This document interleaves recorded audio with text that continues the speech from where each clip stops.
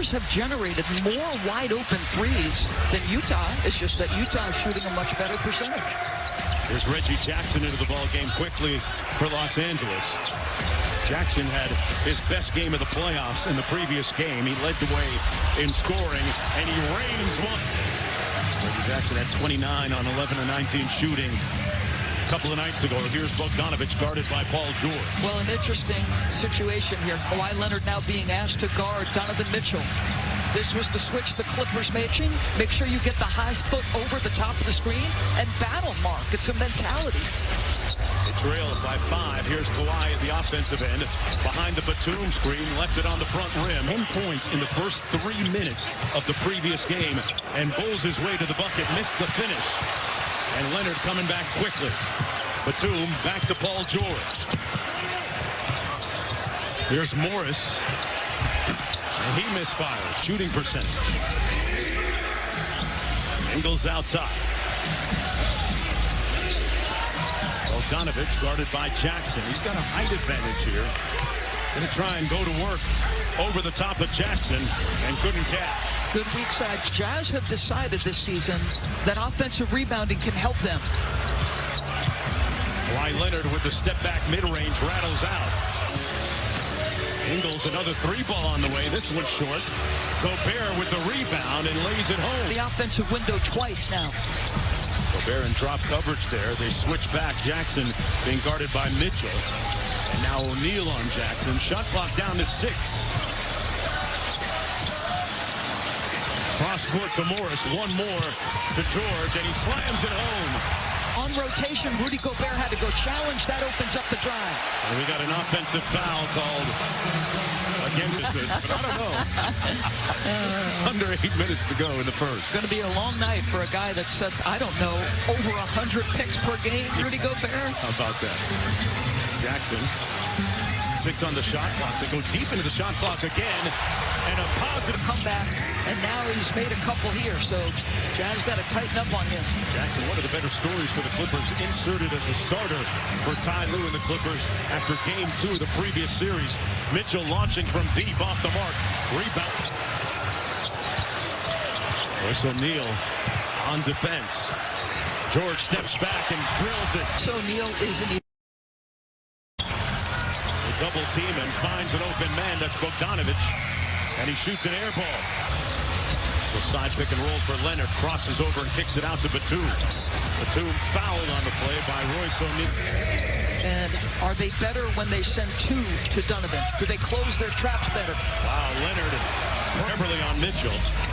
Mitchell rejects the screen and gets into the lane. Couldn't make the layup.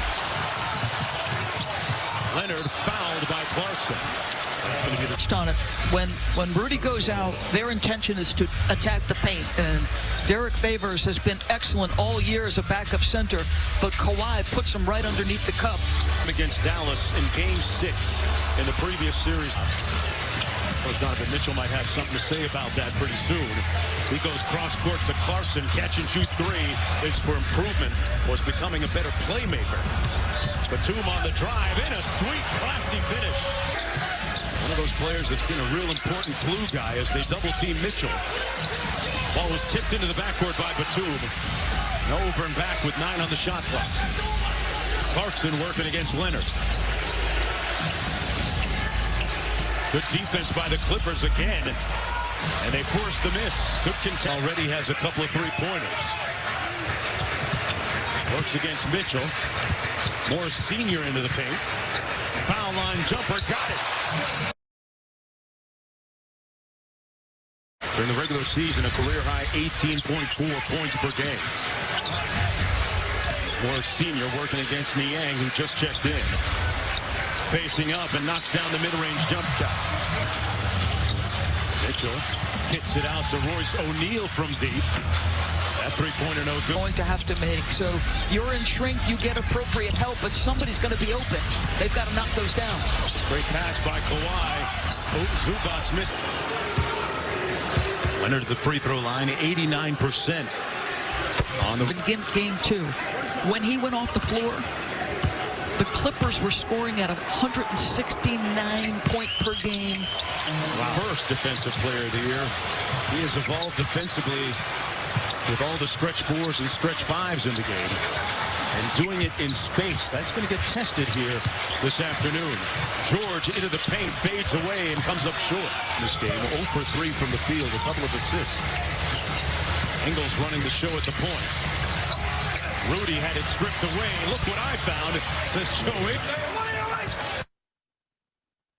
And Paul George knocks down the jumper. It's 3, remember.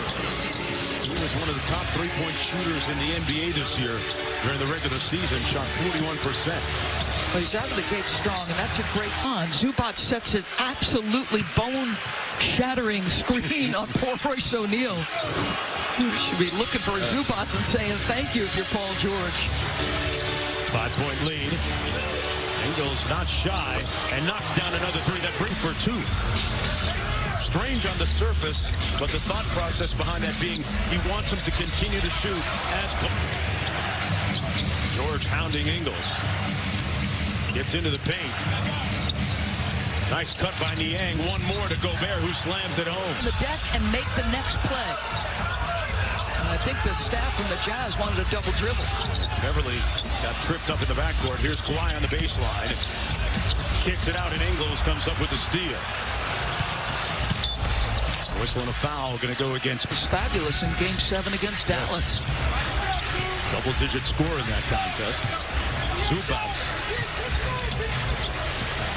Clarkson over to Ingles. Beverly rotates to him. Ingles misfiring. And here comes Paul George. They can get one last shot and run it all the way down. Started by Oni. They clear out the side for Paul George, but Gobert loads up on that side of the floor. Beverly with a nice ball fake. Gets it to go off glass.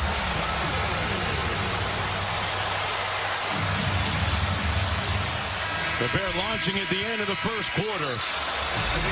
No good, and Paul George leading the way for the Clippers with 7 points. A better start for PG-13. Mitchell scoreless in that first 12 minutes.